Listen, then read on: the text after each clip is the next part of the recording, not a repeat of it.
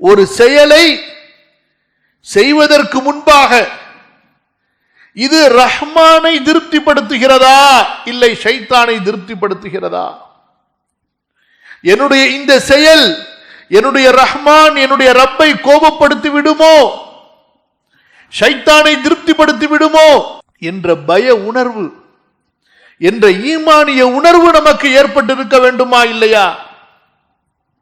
ஆனால் இன்று அல்லாஹ் நம்மை பாதுகாக்க வேண்டும் சகோதரர்களே.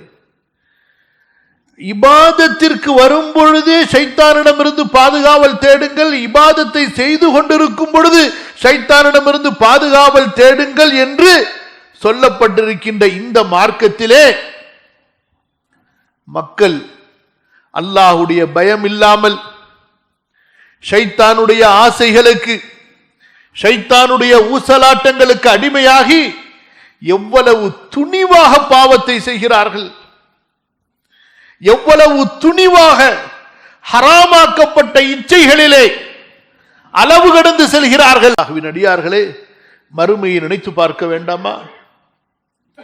ஆதம் அலைஹிஸ்ஸலாத்து வஸ்ஸலாம் அவர்களுக்கும் ஷைத்தானுக்கும் இடையிலே நடந்த அந்த போராட்டத்திலே நம்முடைய தந்தைக்கு அல்லாஹு தஆலா கூறிய அந்த அறிவுரையை நினைத்து பார்க்க வேண்டாமா?